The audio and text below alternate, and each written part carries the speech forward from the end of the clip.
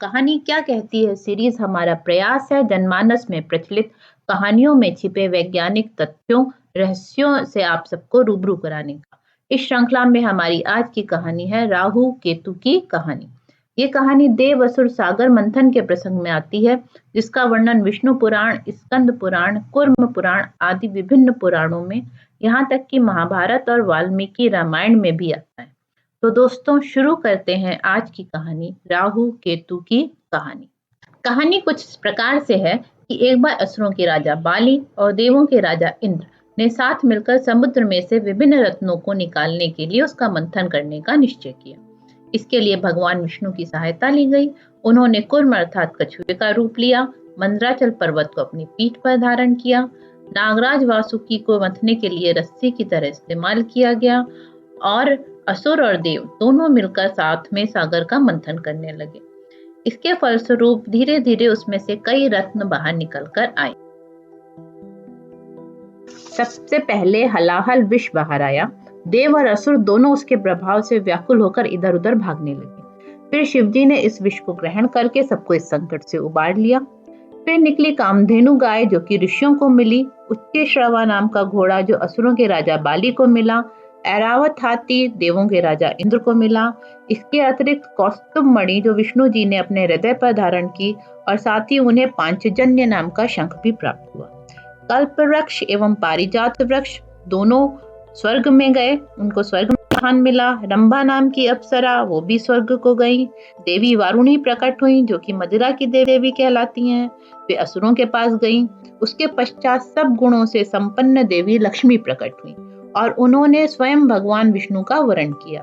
और अंत में आए भगवान धन्वंतरी, उनके पास थी जीवनदायिनी औषधियां और अमृत कलश। अमृत को पाने के लिए देवों और असुरों में होड़ लग गई। तब विष्णु जी ने मोहिनी का रूप धारण किया। उनके स्वरूप से सम्मोहित होकर दोनों देवों और असुरों ने उनकी बात मान ली और उनको अमृत का वितरण करने का अधिकार दे दिया। देवी मोहिनी ने देवों और असुरों को अलग अलग बिठाया और पहले देवताओं को अमृत देने लग गई।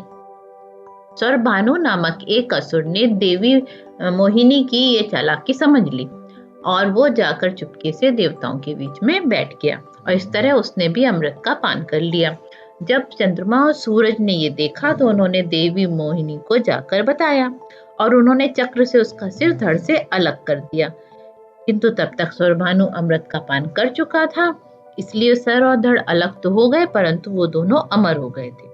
उसके सर को राहु और धड़ को केतु के नाम से जाना जाता है। क्योंकि सूरज और चंद्रमा ने देवी मोहिनी से उसकी चुगली की थी, इसलिए राहु केतु की उनसे दुश्मनी हो गई और जब भी उन्हें मौका मिलता है वो उनको ग्रस लेते हैं। इस स्थिति में हमको थोड़े समय के लिए चंद्र और सूर्य दिखाई नहीं देते। इसी स्थिति को क्रमशः चंद्र ग्रहण और सूर्य ग्रहण कहा जाता है। तो दोस्तों ये तो थी हमारी आज की कहानी राहु केतु की कहानी। अब आते हैं इस बात पर कि ये कहानी क्या कहती है। तो दोस्तों ये कहानी कहती है कि राहु और केतु असली ग्रह नहीं है। दूसरी बात जो ये कहानी कहती है वो ये कि राहु और केतु सूर्य एवं चंद्र ग्रहण के कारण है। और तीसरा, राहु और केतु हमेशा एक सीधी रेखा में होंगे क्योंकि वो सर और धड़ की तरह 180 डिग्री पर होंगे। ये है वो वैज्ञानिक तथ्य जो हमारी आज की कहानी बताती है। अब हम देखते हैं कि ये सही है या नहीं। हम सब जानते हैं कि पृथ्वी सूरज की परिक्रमा करती है और चंद्रमा पृथ्वी की। चंद्रमा की सूरज और पृथ्वी के सापेक्ष जो स्थिति होती है उसी के कारण हमें चंद्रमा की विभिन्न कलाएं दिखाई देती हैं। जब चंद्रमा पर पीछे से सूरज की रोशनी पड़ती है तब पृथ्वी से चंद्रमा अंधेरा दिखाई देता है, अर्थात अमावस्या या न्यू मून की स्थिति होती है। जब चंद्रमा पर सूरज का पूरा प्रकाश पड़ता है तो उसके रिफ्लेक्शन से हमें पूर्णिमा या फुल मून दिखाई देता है। अमावस्या पर यदि चांद सूरज को पूरा का पूरा ढक ले तो सूर्य ग्रहण की स्थिति होती है। इसी तरह जब पूर्णिमा हो उस वक्त अगर पृथ्वी की छाया चंद्रमा को पूरा पूरा ढक ले तो चंद्र ग्रहण की स्थिति होती है।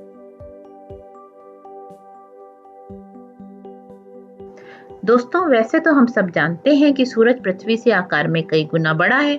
इसी प्रकार पृथ्वी भी चंद्रमा से आकार में कई गुना बड़ी है। कि किसी प्रकार सूरज से पृथ्वी की दूरी चंद्रमा से पृथ्वी की दूरी की तुलना में काफी अधिक है। किंतु दोस्तों, एक बात और भी है, वो ये कि सूरज का आकार और सूरज की पृथ्वी से दूरी का जो अनुपात है, ठीक वही अनुपात चंद्रमा के आकार और चंद्रमा की पृथ्वी से दूरी का है।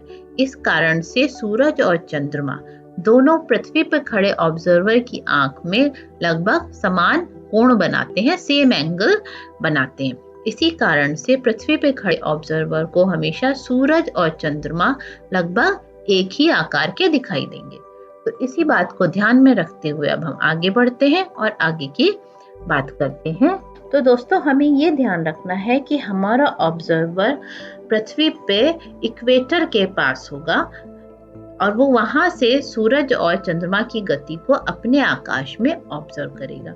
तो हमारा ऑब्जर्वर ये देखेगा कि सूरज जो है वो हमारे आकाश में रोज लगभग 1 डिग्री भी आगे बढ़ जाता है और इस तरह लगभग 1 वर्ष में 360 डिग्री घूमकर वापस अपने पहले वाली पोजीशन पर आ जाता है। जिस रास्ते पे ये सूरज चलता है उस रास्ते को इक्लिप्टिक या सोलर पाथ कहते हैं। इसी तरीके से जब चंद्रमा को ऑब्जर्व करेंगे तो हम ये पाएंगे कि चंद्रमा ये 360 डिग्री का चक्कर मात्र 30 दिन में लगा लेता है और चंद्रमा जिस पाथ पे चलता है उसे लूनर पाथ कहा जाता है और लगभग सेम पाथ फॉलो करता है चंद्रमा। बस एक अंतर होता है, वो ये कि इक्लिप्टिक और लूनर पाथ दोनों अलग अलग प्लेन पर होते हैं और इन दोनों प्लेन्स के बीच का अंतर होता है 5 डिग्री का। ये दोनों प्लेन्स एक दूसरे को सिर्फ और सिर्फ 2 पॉइंट्स पे कट कर सकते हैं। इन पॉइंट्स को नोड्स या राहु और केतु कहा जाता है। इस पॉइंट पे सूर्य नॉर्दर्न हेमिस्फीयर में अर्थात उत्तरी गोलार्ध में प्रवेश करता है, उस पॉइंट को राहु या असेंडिंग नोड और जिस पॉइंट से सूरज दक्षिणी गोलार्ध या सदर्न हेमिस्फीयर में प्रवेश करता है उसको डिसेंडिंग पॉइंट या केतु कहा जाता है। ये दोनों पॉइंट्स राहु और केतु हमेशा सीधी रेखा में होंगे अर्थात एक दूसरे से 180 डिग्री पर रहेंगे, जैसे सिर और धड़ रहते हैं। और दूसरी बात, ये दोनों बिंदु हमारे आकाशीय पटल पर 2 पॉइंट्स हैं जिनका स्थान सूरज एवं चंद्रमा के रास्तों का जो प्लेन है उनके आपस में कटने से निर्धारित होता है। ये कोई सेलेस्टियल बॉडी या आकाशीय पिंड नहीं है। तो इस तरह 2 बातें तो बिल्कुल ठीक हैं। अब आते हैं तीसरी बात पर, वो ये कि राहु और केतु के कारण सूर्य एवं चंद्र का ग्रहण होता है। सूरज और चांद के प्लेन अलग अलग होने के कारण सूरज, चांद और पृथ्वी तीनों एक सीधी रेखा में तब और केवल तभी आ सकते हैं जब सूरज और चांद एक साथ राहु पर या केतु पर हो। इस स्थिति में सूर्य ग्रहण की स्थिति बनेगी अथवा सूरज और चांद में से एक राहु पर और दूसरा केतु पे हो। ये स्थिति चंद्र ग्रहण की पॉसिबिलिटी को जन्म देती है। तो राहु और केतु सूर्य ग्रहण और चंद्र ग्रहण के कारण हुए।